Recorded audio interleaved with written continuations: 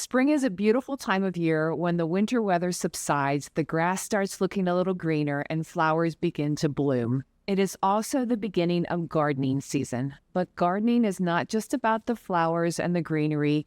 It's about the life lessons that come with it. Patience, care, and resilience are all a metaphor for life itself. And just like a garden, your life requires love, attention, and nurturing to grow. So joining us in the studio today to talk about cultivating the garden of life is Ken Allwine. So Ken, thanks for joining us today. Thanks for having me today. I'm excited to talk with you because you have a vast array of things happening in your life. True. You're a dad, you are a garden enthusiast, you've won awards with your gardens, you keep busy here at work. So let's kind of dive in and talk about how gardening and cultivating the garden of life has helped you in your journey. All right. Okay. So tell a little bit about what you do at Phoenix Contact. All right. Well, I am the Associate Product Manager for Power Supplies in Marketing. Okay. And I've been here for 25 years. September is actually my anniversary for 25 years. Great. And I've actually been in marketing the entire time I've been here. That's amazing. That's amazing. And Power Supplies is actually a really cool product. I mean, not that all of our products are not cool. let me back that up a little bit. But the Power Supplies are really neat because obviously you're providing power to the product, which provides power obviously to our customers and things like that. So yeah, it's a great product to have. Yeah. Now, have you been connected with Power Supplies the entire time, or have there been a couple different product lines? Yes and no. Okay. So it was always interface. Yeah. So from Arnold Offner to Pat McCurdy and Bruce and now Mike, it's morphed over time. Okay. Where it's been relays or systems cabling, but it's always been interface, and power supplies have been part of it. That's awesome.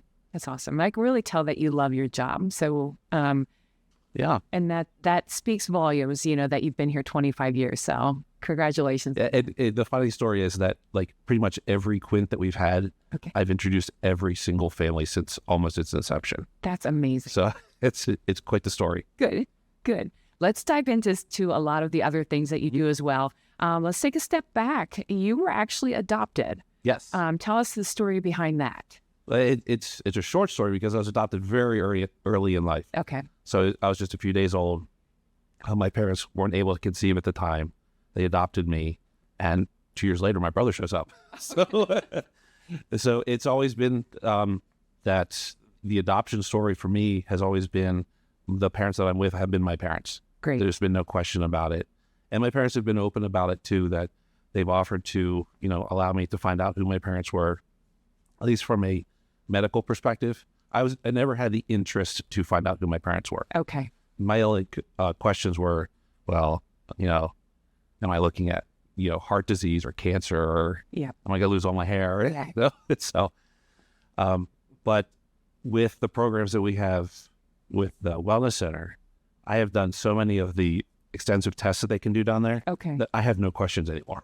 Oh, that's great. I know exactly where I'm headed. Yeah, and that's amazing. And, the thing is that we connect a garden with, obviously, planting and growing, and watching the fruits and the vegetables grow up. And, I have a garden as well. I know it's an exciting thing for you, but that's all a part of life too, is that nurturing to help us grow along the way. So you received that, obviously, because you didn't feel led to, want to find out who your parents were before.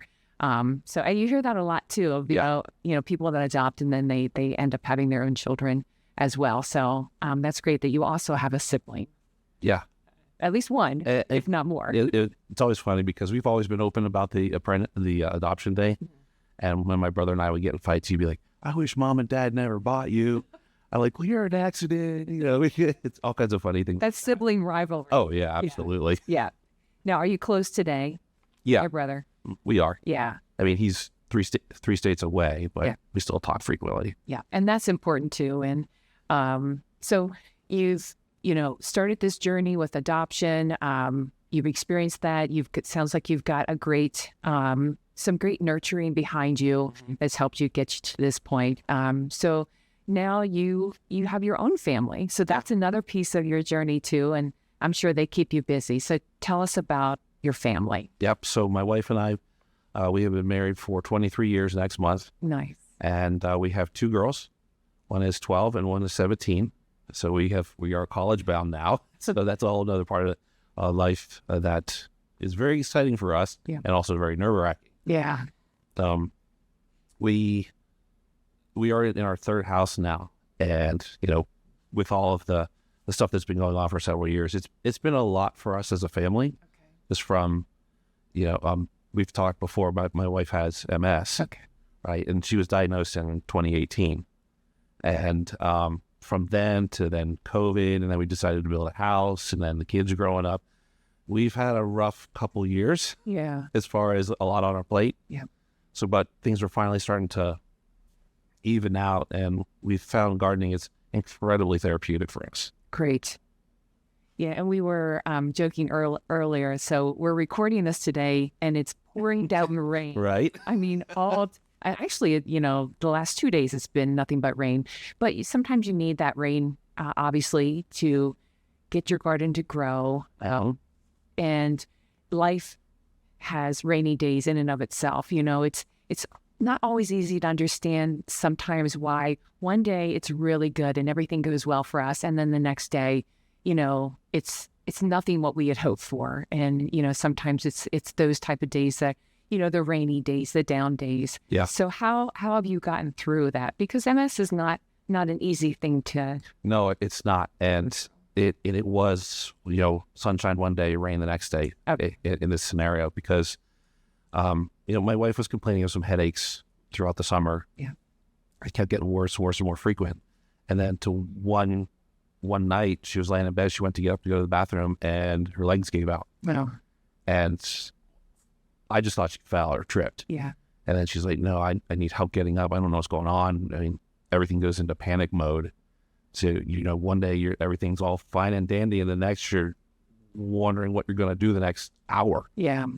So it was really challenging for us, just as a couple, to figure out, what are we going to do about this? And luckily, she has an excellent care team with UPMC, and she also is connected with the wellness center. Okay. So a lot of the supplements she's taking and a lot of the neurological care that she has with UPMC, she's doing extremely well and flourishing for what we're going through. That's great. So she's got a nurturing team behind her, helping to support her.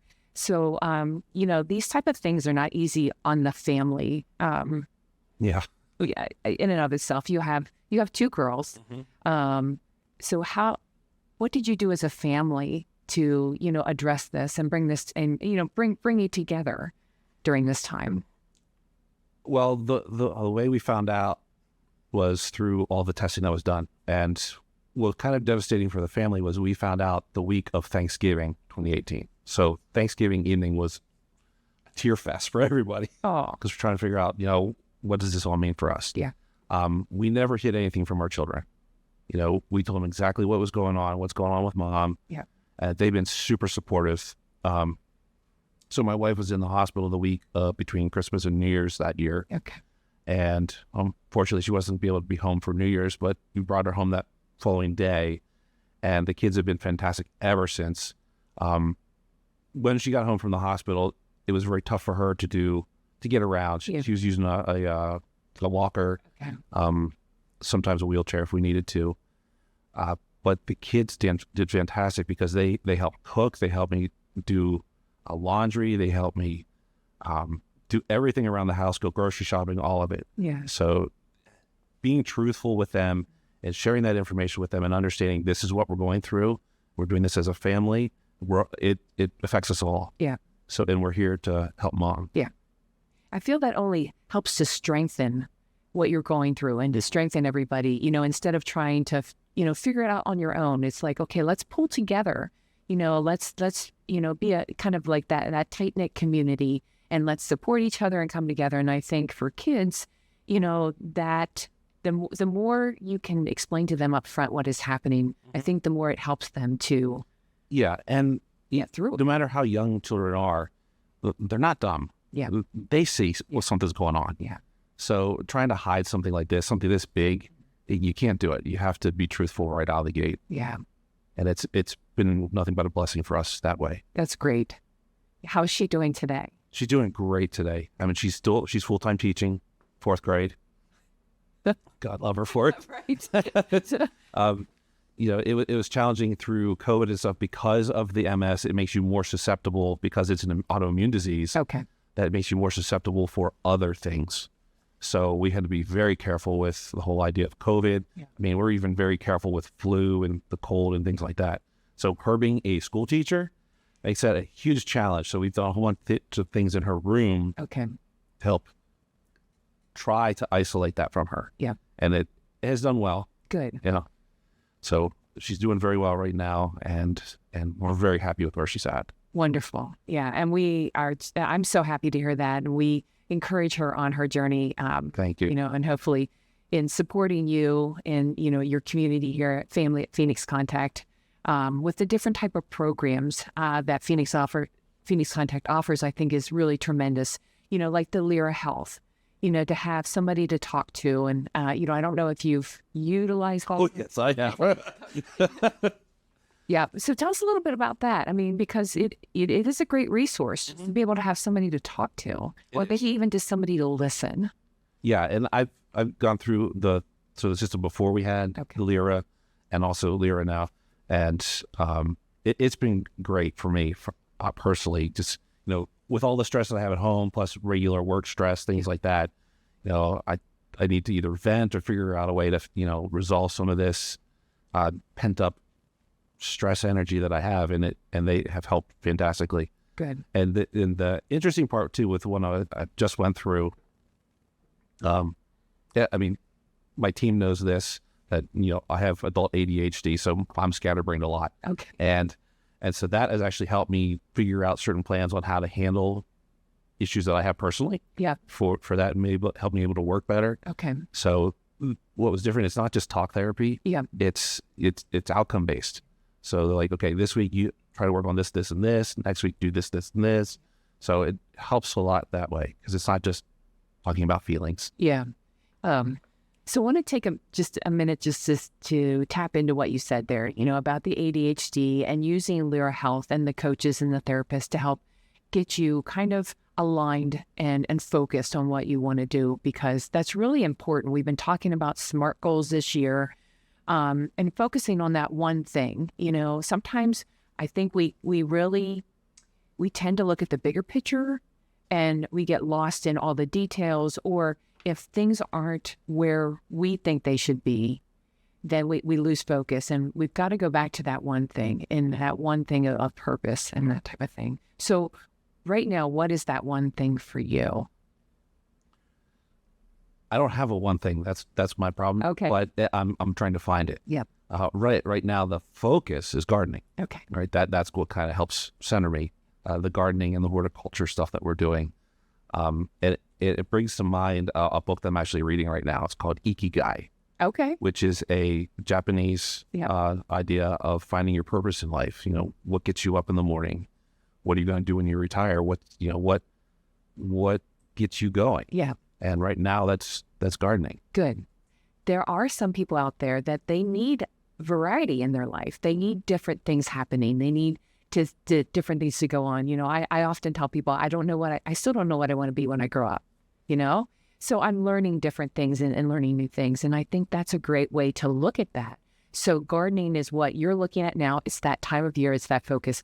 And I know that your family is very much involved with the gardening based on some of the things you've shared on social media. Yeah. So tell us about that, how your family is now. What are they doing now to prepare for gardening season? Right now, so there's never really one gardening season. Gardening is actually a year-round thing. Okay. So if we start, like, say, in January, Yep. It's the idea. Okay. What do you want to do this year during the actual growing season? Do you want to grow vegetables? Do you want to grow fruit? Do you want to grow flowers? Giant pumpkins? Yep. And so that's when the ideas start. And because nothing is available on the market at this point, you can't go to the local market to get seeds or plant starts or anything like that.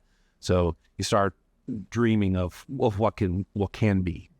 And then you start getting closer to the springtime, and it's time to start cleaning out the stuff from last year. Yeah. Preparing beds, getting dirt prepared, cleaning out all the different things that have happened over the year. And because the idea is at the end of the year, you don't just clean everything out. You let it be, especially when it comes to insects. Okay. Leaving leaves on the ground is great for, new queen bees that emerge in February and March. Okay. So you don't want to just have a crisp, clean garden all year round. It's great to have it messy throughout the year. Yeah. So in the spring, you start to get things cleaned up once the bees come alive and all that, or wake up and start eating food. Then then you can start to do the cleanup, start preparing things. And then summer or late spring comes along after the first frost, or depending on what you're planting, some before, some after. You start succession planting all the different things that you want to plant. Yeah. And then through the summer, it's the battle of the weeds and the bugs and irrigation. Because, around here last year is super dry in July, and we use an incredible amount of water. And then comes harvesting. June, July, August, September is all harvesting with different things at different times. And that's the favorite time of year for us because, of course, then we get to enjoy the fruits of our labor. And that's actually the fun part for us, too. It's a fun part for my wife as well because she likes to do a lot of the cooking. I do a lot of cooking, too, but she has this way of just saying, okay, what's out in the garden that we can pick and cook today? And I'll just grab a protein. So we never know what we're going to have day to day for a meal. Yeah. And then the fall comes, and then it's time to start cutting some things down, closing up the garden for the winter, shutting off the irrigation stuff, and then the process starts over again. Yeah. Littering for the next year. Do we want to expand? What do we want to do? How do we want to change? What have we learned from our mistakes? That's one of the big ones. Is there is no perfection in gardening. Yeah. Something is always going to happen. There's going to be a different bug, an aphid or a beetle or something, or bottom end rot for tomatoes. Yeah. There's always something that you have to battle or learn from to educate yourself on. So it's not only is the garden growing, but you are growing yourself from understanding of what's the environment telling you, what are the plants telling you. Yeah. If you have these particular insects that are causing a problem, what is that telling you? You have to co-plant flowers with these particular plants to compensate for that. Yeah. Yeah. And it's so connected to life. Just as you were talking there, that's really what life is about. Life is it's our own personal garden. And, some days it looks great. And then other days it's got some weeds in it and you've got to clean out the weeds and, might be a little messy on some days, or, some days it's raining, some days the sun is out, but it's really finding that peace in your life. Mm-hmm. And you do that so well through gardening, which is really nice. Yeah, it helps a lot. Yeah. And with the policies that Phoenix has with work from home, it's, for those that can, it's great because like if I have a really stressful morning, at lunchtime I can go out and pull a couple weeds or grab something to eat. Yeah. Yeah. And so is that your moments of peace that you can find throughout the day, or maybe after work is going out to the garden? Yeah. Yeah. Like on nice mornings, I'll either go out to the garden or I'll walk around the flower beds, look for a couple of weeds or something and just, take in the morning. Yeah. And then, get into work and go through that process, calls, emails, meetings, all that type of thing. And then during the lunch break, I'll be like, all right, I need to take a moment, instead of just like plopping down on the couch and watching TV or taking a walk, which can be a good thing too. I'll go out to the garden, and just touching the dirt helps center and ground me. Okay. And there's been a lot of studies that say when you're touching the dirt, getting your hands dirty, walking on the ground with your bare feet, the idea of grounding helps you physiologically. Yeah. And so we try to do a lot of that. Yeah. Yeah. And that's such a neat thing to do. I don't think we do enough. We did that as kids, where we were barefoot in the grass in the summertime. And I don't think we do that enough as adults. Yeah. Is, getting back to grounding ourselves and getting back out there and just, take your shoes off and run through the grass a little bit, watch out for the bees. But, getting back to that, that center of peace. Which is great. It's good to get dirt under your fingernails. So, do your girls I know your girls get involved with the gardening. Do they love doing that as well, getting their hands dirty? Well, we don't force them to do the gardening stuff because they complain when it's hot in the summer. Right. So they'll help us in the spring to plant stuff, and sometimes they'll come out and help with harvest and things like that. Like our youngest, we built two trellises out of hog panels, and last year we grew snap peas. Okay. And she would just wander out there and just start picking snap peas off the vine and eating them. Yeah. And because everything we do is organic, so there's no chemicals, so don't have to wash anything. And she's just chowing down on vegetables. And I'm not arguing with that. You usually have to fight to get your kids to have vegetables. Right. So yeah, don't yeah, that's a great thing. Don't get them to stop eating those vegetables. That's good. Good. So what are some other challenges that you've encountered along the way? Irrigation has been the biggest thing for us. Okay. Because our garden has grown to the size that it is. It's 10 4x8 raised beds. If you try to hose water a garden like that, you are out there for a long time. Yeah. So the engineer in me, this is where I get to go wild. Okay. So we've built these beds. So how do we irrigate it all? So of course, drip irrigation is the ideal for this. And so I started cobbling together an idea for rainwater collection system off of our house. Yeah. And I've gone through all kinds of different iterations of it to a point now where right now at the house we have 1,300 gallons of storage using 3 IBC totes, which are big industrial storage containers. Okay. And that's all tied into a rainwater system that I designed with a different sprinkler controllers, valves from the companies that are available online, and that has helped me incredibly as far as time savings. I don't have to worry about it. Okay. It's smart enough to know if it's raining or not. Yeah. If it rains, it won't water, and so we can set up the different zones for different times, and that takes about 3 hours of work out of our day. That's amazing. And then I love too. So you have a YouTube channel. I do. Called Busy Dad's Workshop. Correct. You share a lot of great tips on your YouTube channel.